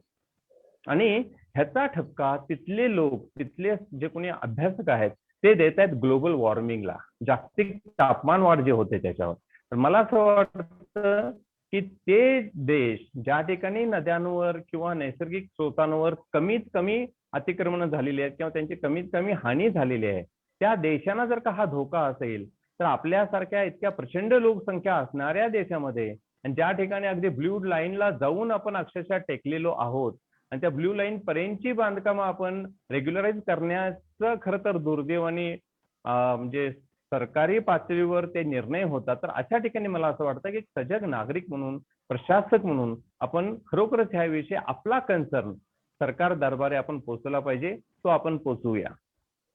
त्याच्या पुढे वैयक्तिक पातळीवर मी जेव्हा केव्हा ही आजच्या आपल्या सेशनची पोस्ट पाठवली होती लोकांना, तेव्हा मी हे म्हणालो होतं की तुम्ही नक्की या, तुमची निराशा होणार नाही. माझा नदीशी काय संबंध, तर आता शैलजा मॅमनी त्यांच्या आतापर्यंतच्या 45 मिनिटांच्या प्रेझेंटेशन मध्ये ते दाखवून दिलं की प्रत्येकाचा फार मोठा संबंध आहे. वैयक्तिक आपण आपली जी काही लाईफस्टाईल आहे, जीवनशैली, ते आपण बदलूया का? तर माझी विनंती आहे, म्हणजे आयोजक म्हणून ह्यामध्ये स्मार्ट सिटी मधले असणारे सगळे सदस्य असतील, आमचे सगळे नगरसेवक असतील, सगळे अधिकारी असतील, मी असेन आणि बाकीच्या एनजीओज असतील, आपण अशा जीवनशैलीला आपण सामोरं जाऊया. मी तीच जीवनशैली स्वीकारलेली आहे आणि मला हे सांगायला आनंद वाटतो. खरोखरच ना माझे दात अस्वच्छ असतात, ना माझं शरीर अस्वच्छ असतं. मागे नाना पाटेकरच बोलले होते, अरे असं नाही आहे, नका तुम्ही साबण लावू, काही त्याचं काही होत नाही. हे केवळ कसं आहे, मार्केटिंगचे हे सगळे गिमिक्स आहेत, त्यांना नका बळी पडू. ह्याच्यातून बाह्य पर्यावरण तर सुधारेलच, पण सगळ्यात महत्वाची गोष्ट आहे आपलं स्वतःचं जे काही आतलं पर्यावरण आहे ते स्वच्छ राहण्यासाठी, आपलं आरोग्य चांगलं राहण्यासाठी सुद्धा केमिकल मुक्त जीवनाची अत्यंतिक गरज आहे. मला असं वाटतं ह्याच्यातून एक चांगला, एक फार सुंदर, मला वाटतं वैयक्तिक मी काय करू शकतो, माझ्या कुटुंबामध्ये मी काय करू शकतो, वेस्ट मॅनेजमेंट कशा पद्धतीने आपण करू शकू, प्लास्टिक कसं आपण टाळू शकू. कारण कम्प्लीट ही जी काही जमीन आहे ती सगळी जमीनच जवळजवळ खरं तर कॅचमेंट आहे. ते कॅचमेंट म्हणजे फक्त ते पर्वतरांगा, डोंगर रांगा आहेत त्या म्हणजेच कॅचमेंट, अशा भ्रमात आपण राहायला नको. जे काही आपण ह्या ठिकाणी कचरा टाकतो आहोत, शहरात जिथे कुठे आपण टाकतो आहोत, सगळं जाऊन दुर्दैवाने खरं तर बहुतेक सगळं मी म्हणेन 50% जास्त गोष्टी ह्या नदीमध्ये जात आहेत आणि त्याचं प्रदूषण होत आहे. या सगळ्या गोष्टी लक्षात घेऊया आणि त्या दृष्टिकोनातून आपण आपली जीवनशैली कशी बदलता येईल आणि आपल्या नद्या स्वच्छ, निर्मळ, प्रवाही आणि अतिक्रमण मुक्त करता येतील ह्यासाठी आपण कार्यरत तर राहूया, पण ह्या विरुद्ध आपण आवाज पण उठवूया. अमोल, मला असं वाटतं ह्याच्या पलीकडे अजून एक विषय आहे, बोरवेलच्या पाण्याचा एक विषय आहे. मला असं वाटतं की तो तेवढा मी ह्या ठिकाणी मुद्दाम घेतो, कारण बोरवेलचं पाणी, कारण बोरवेल किती काढायच्या, त्याच्यावर त्याच्यातल्या पाण्याचा उपसा किती होतो, हा डेटा आपल्या एकूणच या सिस्टम मध्ये कुठे येत नाही. मला असं वाटतं तोही घेतला गेला पाहिजे आणि त्यानुसार सुद्धा आपण जे काही ट्रीटमेंट प्लांट उभारतो तर त्याबद्दल पण खरं तर त्याच्यामध्ये सुद्धा आपण त्याच्याविषयी विश्लेषण करायला हवं. पण सगळ्यात महत्वाचं म्हणजे खरोखरच त्याच्यावर नियंत्रण आणण्याच्या दृष्टिकोनातून आपल्याला काही नियमावली बनवता येईल का, काही कायदे बनवता येतील का, तर ह्या गोष्टीचा सुद्धा विचार व्हावा असं मला वाटतं. सगळ्यात शेवटी मगाशी छोटे छोटे जीव शैलजा मॅडमने दाखवले. बऱ्याच लोकांना असं वाटू शकतं, अरे काय त्याचा संबंध, जातात तर जाऊ देईल ना, ते डायनोसॉर गेले, माझं जीवन कुठे थांबलंय, मानवी जीवन सुरूच आहे ना. कृपा करून असा विचार नको करायला. ही जी काय आहे ना, ही अधोगतीकडे आपली वाटचाल सुरू आहे. प्रत्येक जीव निसर्गाने जो निर्माण केलाय त्याचं ह्या निसर्ग चक्रामध्ये काही ना काय काम आहे, तो जीव ते काम करतो आहे, तर त्याला जगू द्या. त्या ह्याच्यामध्ये खरं तर शाश्वत जीवन दडलेलं आहे. मला असं वाटतं अमोल, सगळे पॉइंट मीही कव्हर केलेत. शैलजा मॅम फार सुंदर प्रेझेंटेशन दिलं. ॲक्वा डॅमचं जे प्रेझेंटेशन आपण केलं होतं शशांक देशपांडे सर आणि हिमांशू सरांचं, त्याच्यानंतर बोधनकर सरांचं घेतलं आणि आज तुमचं घेतलं. आपण ह्या सगळ्या गोष्टी माहिती आहेत, आपल्याला इंटरकनेक्टेड आहेत आणि त्या सगळ्या गोष्टी आपण इंटरकनेक्ट करून त्याच्यावर आपण काही जर का कार्यवाही जर का नाही केली तर मला असं वाटतं की पर्यावरणाचं संवर्धन जे काय करायचं आहे, शाश्वत जीवनाकडे जे वाटचाल करायची आहे ती होऊ शकणार नाही. तर तुमचे मनपूर्वक धन्यवाद. महापालिकेच्या वतीनं असेल, स्मार्ट सिटीच्या वतीनं असेल, सगळ्या आमच्या शहरात पिंपरी चिंचवडमध्ये काम करणाऱ्या सगळ्या एनजीओ, फार एनजीओ इथं कार्यरत आहेत, फार उत्तमरित्या एकमेकांशी टीमवर्क ज्याला म्हणतो बांधून त्या काम करत आहेत आणि त्याच्या पलीकडे वैयक्तिक लोक सुद्धा काम करत आहेत. तर सगळ्यांच्या वतीनं मी तुमचे मनपूर्वक आभार मानतो. काही प्रश्न आहेत तर आपण शैलजा मॅडमना विचारूया. अमोल, काही प्रश्न आलेत का? येस सर, खूप सुंदर प्रेझेंटेशन होतं मॅमचं आणि माझ्या सगळ्याच विषय कव्हर केलेले आहेत. म्हणजे असं म्हणतात ना की हे नॉलेज आम्हाला आधी कधी कुठे मिळालं नव्हतं, किंवा हे आम्ही शाळा शिकलो, आम्ही इंजिनिअरिंग केलं, पण त्यामध्ये हे नॉलेज नव्हतं. सो आजच्या पिढीला किंवा मागच्या पिढीला सुद्धा हे नॉलेज असणं खूप गरजेचं आहे. त्यानुसार या पाठ्यक्रमात या गोष्टी असायला पाहिजेत. सो हे एक थॉट मला त्या निमित्ताने आला. मॅडम, आम्हाला सांगायला आवडेल की पिंपरी चिंचवडमध्ये जसं पुण्यामध्ये सजग नागरिक आणि त्यांचे ग्रुप खूप आहेत, त्याचप्रमाणे इथे पण खूप आहेत. आणि इथे पण काही ग्रुप्स आहेत जे पवना नदीवर काम करतात, इंद्रायणी नदीवर काम करतात, आणि जलपर्णी मुक्त अभियान एक इतकं सुंदर अभियान केलं. म्हणजे जसं आपण अफरोज शहा यांचं समुद्र किनाऱ्यांचं ते दर वीकचं असतं, त्याचप्रमाणे इथं पण काम बराच हे झालं, आणि पालिकेने पण त्याला सपोर्ट केलं, आणि एक चांगलं एक म्हणतात ना एक लोक सहभागातनं सुरुवात झालेली ते काम उभं राहिलं. तर मला एक परत संजय सरांकडे यायचंय. सर, मॅडमनी खूप चांगल्या पद्धतीने आपल्याला काही एक आउटलाईन्स दिलेले आहेत, आणि तुमचा अभ्यास त्यामध्ये आहे, तुम्ही त्यामध्ये ऍज अ प्रशासक म्हणून एक तुमची महत्वाची भूमिका आहे. तर काय सांगाल आपलं आत्ताच्या प्रोजेक्टचं स्टेटस बद्दल, की आपण कसं या पद्धतीने या गोष्टी पुढे नेणार आहोत, किंवा एक विजन संदर्भात आपण काही सांगाल का, मार्गदर्शन कराल का? निश्चितच अमोल. आणि मी का म्हणजे स्टार्टिंगला का म्हणलो शैलजा देशपांडेंना तज्ज्ञ नदीचे का म्हणलो हे तुम्हाला समजलं असेल की या खरोखर तज्ज्ञ आहेत. आणि नदी आतून बाहेरून उलगडून दाखवायचं काम शैलजा मॅडमने केलेलं आहे. ही नदी फक्त वरती दिसते ती नदी नाहीये. नदी ही न दिसणार म्हणजे नदी जमिनीच्या खालून वाहणारी आहे. नदीला येऊन मिळणारे सगळे पाझर आहेत, त्यात मिळणारे जीवजंतू आहेत, ती इकोसिस्टीम आहे पूर्ण नदीची. आणि ही पूर्ण इकोसिस्टीम उगम ते संगम हे आपल्याला सांभाळल्याशिवाय नदी जिवंत होणार नाहीये. आणि नदीला मारण्याचं काम हे म्हणजे महानगरपालिका करते. आता लोकांचा असा अप्रोच असतो की महानगरपालिका जबाबदार आहे, पण तेवढंच मला सांगायचं की महानगरपालिका जबाबदार नाही तर प्रत्येक माणूस जबाबदार आहे. महानगरपालिकेला असं वाटतच नाही की आपल्या नदीचं गटार व्हावं किंवा आपल्या शहरातून जे नदी आहे त्याचं गटार व्हावं, हे महानगरपालिकेला नाही वाटत आहे. आणि महानगरपालिका पण आपली आहे, नदी पण आपली आहे, शहर पण आपलं आहे. आणि प्रत्येक माणूस याला कसा जबाबदार आहे किंवा प्रत्येकाची जबाबदारी काय आहे आणि आपण कुठे चाललोय. म्हणजे धनंजय शेडबाळेंनी सांगितलं की अधोगतीकडे चाललोय आणि हे लोकांना कळत नाहीये.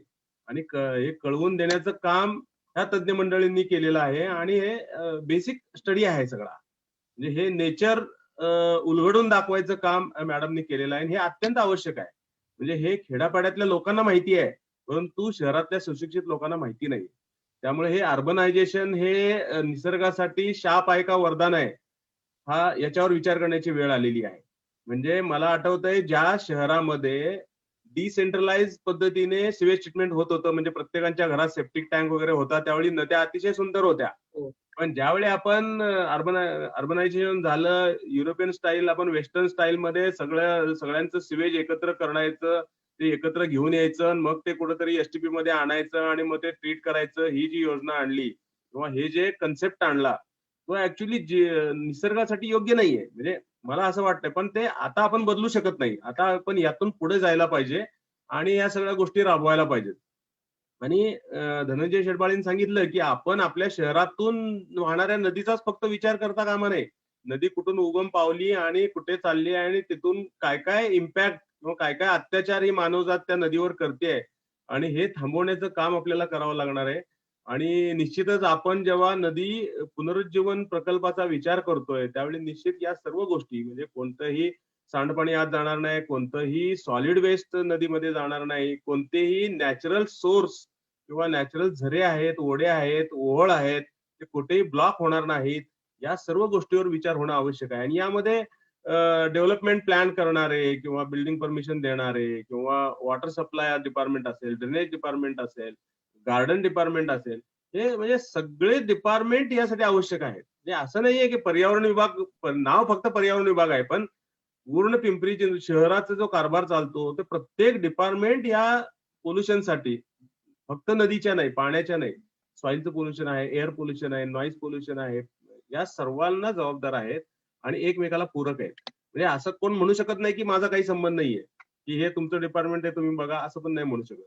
किंवा हे यांची जबाबदारी आहे आणि यांची एकट्याची जबाबदारी आहे असं पण नाही म्हणू शकत. या गोष्टी सर्वांना समजणं आवश्यक आहे आणि हेच महत्वाचं काम मॅडम करतात. हे जर आम्ही सांगितलं तर लोकांना पटणार नाही. त्यांना तुमच्यासारख्या तज्ञ मंडळींनी सांगितलं तर कळेल की बाबा ही सर्वांची नदी आहे.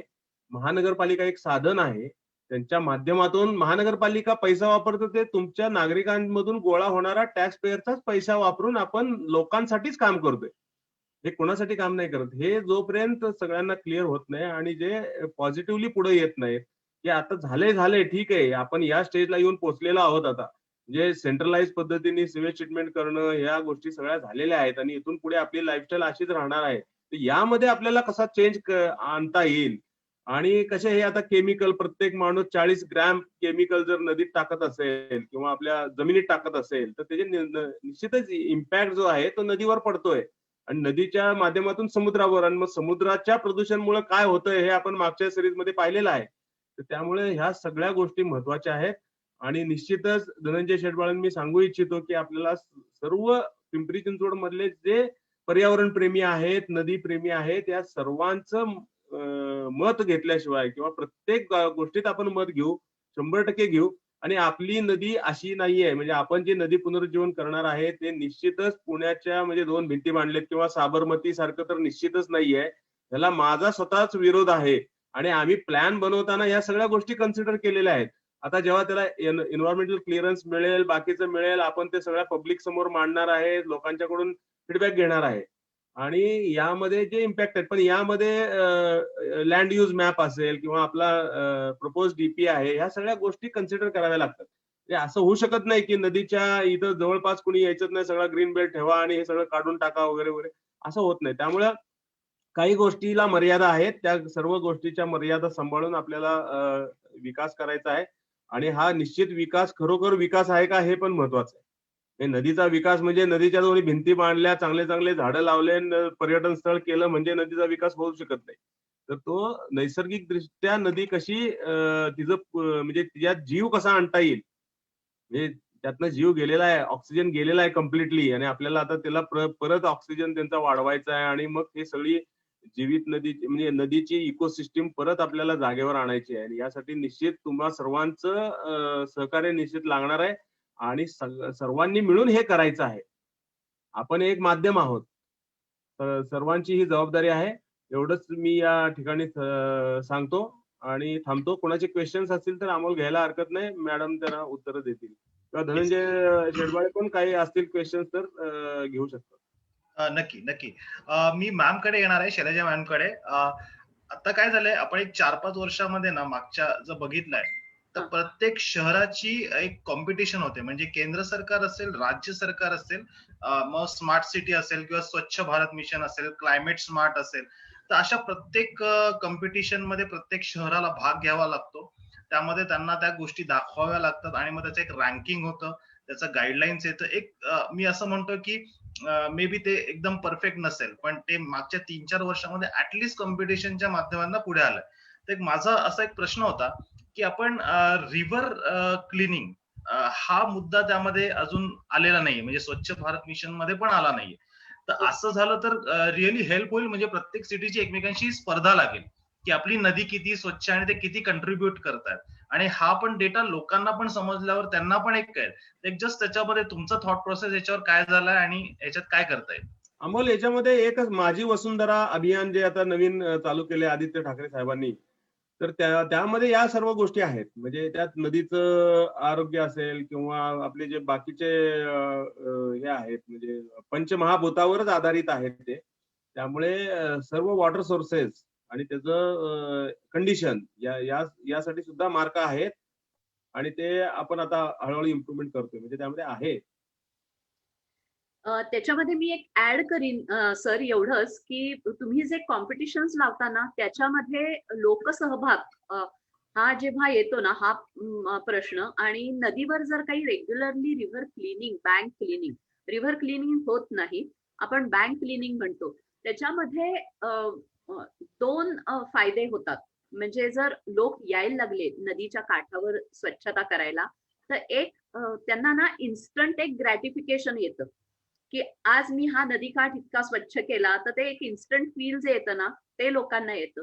दुसरं, जेव्हा आपण त्याच वेळेस आपण ओरिएंटेशन देतो की हा कचरा किंवा ह्याच्यामध्ये आलेला शॅम्पूचा सॅशे किंवा इथं आलेली कोल्ड्रिंकची बॉटल ही तुमच्या घरातून आलेली नाहीये याची गॅरंटी तुम्ही घेता का? हे रिअलायझेशन आलं ना की थोडासा फरक पडतो. आणि कंटिन्यूड, म्हणजे आम्ही जेव्हा दत्तक घेऊया नदी किनारा ही कॉन्सेप्ट लॉन्च केली आणि आम्ही दर शनिवार रविवार ठराविक काठ रेग्युलरली स्वच्छ करतो. ड्युरिंग कोविड ऑल्सो लिमिटेड आम्ही ते सायकल मध्ये केलं होतं की 3 ते 4 लोक दर आठवड्याला त्यावेळी त्या ठिकाणी कसे असतील. त्यांनी होतं काय की आजूबाजूच्या लोकांना पण लक्षात यायला लागतं की अरे इथं रेग्युलरली काहीतरी ऍक्टिव्हिटी चालू आहे, काही ना काहीतरी होतंय. आणि ते करताना कॉर्पोरेशनचे लोक लोकांच्या बरोबर जोडले जातात, म्हणजे नागरिकांच्या बरोबर जोडले जातात. नागरिकांना रिअलायझेशन यायला लागतं की हा कचरा कमी कसा करता येईल ह्याचा विचार पण आपण केला पाहिजे. त्यामुळे ते ऍक्च्युली विन विन सिच्युएशन आहे. आणि अमोल, ह्या बाबतीत लोकांचं पार्टिसिपेशन करून कॉम्पिटिशन केली ना तर त्याचा नक्की परिणाम होईल, हे मी अगदी नक्की सांगू शकते. नक्कीच मॅम. म्हणजे मी मगाशीच म्हणलो, पवना नदीवर जलपर्णी मुक्त असेल अभियान, त्यामध्ये वाल्लेकरवाडी क्लब पुढे आला होता आणि इंद्रायणीमध्ये अविरत श्रमदान, आणि या दोघांनी पुढाकार घेतला आणि त्यांना ऑलमोस्ट 40-50 NGOज जोडले गेले. त्यामुळे काय झालं, फोकस पण एक आला त्यामध्ये आणि प्रत्येक लोकप्रतिनिधी पण या सगळ्या मिशन मध्ये सहभागी झाला. आणि माझा वैयक्तिक अनुभव आहे, जेव्हा मी ती जलपर्णी हातात घेतली आणि त्याच्या मी नदीच्या जवळ गेलो, इतका घाणेरडा वास होता, पण हे होतं, पण ते मला तेव्हा पहिल्यांदा रिअलाइज झालं की नदी काय असते. म्हणजे बाहेरनं जाताना आपल्याला त्याचं एक चांगलं रूप दिसतं, पण अंतर्गत कसं असतं ते कळलं. तर नक्कीच मॅडम, तुम्ही एक खूप चांगलं एक दिलंय, लोकसहभाग. आणि आपण पण PCMC, जसं संजय सरांनी सांगितलं, आणि त्यांनी बऱ्याच गोष्टींमध्ये कमिटी असेल, मध्यंतरी मला आठवते पवना इंद्रायणी रिव्हर रेज्युएशन असा आपला ग्रुप पण तयार झालाय, त्याचं प्रेझेंटेशन पण आपल्या सगळ्यांना दिलं होतं. त्यामुळे PCMCचं मी नक्की सांगू शकतो की या सगळ्या बाबतीमध्ये जे काही एक्सपर्ट्स आहेत, जे काही ऍक्टिव्ह सिटीजन आहेत, त्यांचा सल्ला मसलत घेतलं जातं, त्यांचं सजेशन कन्सिडर करूनच पुढे त्याचं सगळं विजन डॉक्युमेंट होईल. आणि आपल्याला आता बरेच सारे प्रोजेक्टचं नॉलेज आहे, त्यामुळे चांगलं वाईट आता आपली त्याचा सगळा तोलामोलात विचार करून आपण पुढे जाऊ शकतो. तर मला एक अजून एक सांगायला आवडेल की स्मार्ट सारथी मधनं आपण असे बरेच सारे कॅम्पेन करत असतो. तर जीवित नदी आणि आपण त्यामार्फत जर काही एखाद्या कॅम्पेन्सवर काम करायचं असेल, लहान मुलांसाठी करायचं असेल, कारण का हा विषय थोडासा अट्रॅक्टिव्ह पद्धतीने त्यांना मांडला पाहिजे. मुलांना मे बी गेमिफिकेशन मोड मध्ये समजून देता आलं की एखादा व्हिडिओच्या माध्यमातून, तर जरूर हा एक प्लॅटफॉर्म आहे. हा म्हणजे PCMC स्मार्ट सारथी हे PCMCचं 1 सिटी 1 ऍप आहे. जवळपास आज 1 लाख पेक्षा जास्त लोक वापरतात. तर हा पण टेक्नॉलॉजी प्लॅटफॉर्म वापरून आपण कसं नदी स्वच्छतेकडे घेऊ शकतो, तर हा जरूर विचार करूया. अगदी जरूर. येस नाही, अमोल, महत्वाचं सांगायचं राहिलं की आपल्या स्मार्ट सिटी ऍपवर आपण पर्यावरणामध्ये अवेअरनेस करण्यासाठी एक कॉम्पिटिशन ठेवलेली आहे. त्यामध्ये नो युअर इन्व्हायरमेंट आणि ह्याची क्वेश्चनरी दिलेली आहे. आणि यामध्ये सहभागी व्हायचं, त्या ऍप्लिकेशन मध्ये क्वेश्चनचे आन्सर द्यायचे. जे यामध्ये विनर होतील त्यांना आपण निश्चितच पर्यावरणपूरक प्राइजेस देणार आहे, त्यांचं प्रशस्तीपत्र देऊन सत्कार करणार आहे. तर मी सर्वांना सांगू इच्छितो की या स्मार्ट सिटी ऍप मध्ये नो युअर इन्व्हायरमेंट या कॉम्पिटिशन मध्ये निश्चितच सर्वांनी सहभाग घ्यावा आणि सपोर्ट करावा, अशी विनंती. येस, सरांनी जे सांगितलं खूप महत्वाचा पॉइंट होता. मॅडम, आपण त्याला नाव असं दिलंय, नो युअर एन्व्हायरमेंट क्वोशंट. आणि जसं आपला IQ असतो इंटेलिजंट क्वोशंट, तसं आम्ही त्याला एक एन्व्हायरमेंट क्वोशंट असं म्हणलोय, म्हणजे तुमचा पर्यावरणीय बुद्ध्यांक. किती आहे. येस, तर त्याच्यामध्ये आज तुम्ही सांगितलेले सगळेच विषय, म्हणजे नदीचे विषय पण आहेत, त्याबद्दलचे क्वेश्चन्स पण आहेत, आणि लोकांना त्यांचं स्मार्ट पर्यावरण कसं पाहिजे. आज सगळीकडे स्मार्ट सिटीचा बोलबाला आहे. तर स्मार्ट सिटी म्हणजे फक्त चकचकीत रोड किंवा मोठमोठ्या बिल्डिंग्स नाही, तर स्मार्ट सिटी म्हणजे आम्ही ते सगळ्यांना सांगतोय की बाबा जगायला आणि काम करायला सुसह्य सुयोग्य शहर आणि पर्यावरण संतुलित शहर म्हणजे स्मार्ट सिटी. तर आपण तो एक थॉट प्रोसेस त्यातनं देतोय. आतापर्यंत बऱ्याच जणांनी त्याला रिस्पॉन्स दिलाय. तर तुमच्या माध्यमातून, जीवित नदीच्या माध्यमातून पण लोकांना तुम्ही आवाहन केलं, अजून लोक त्याला जोडले जातील. तर मी तुम्हाला त्याबद्दलचा सगळा मेसेज देतो, तुम्ही फॉरवर्ड केला तरी चालेल.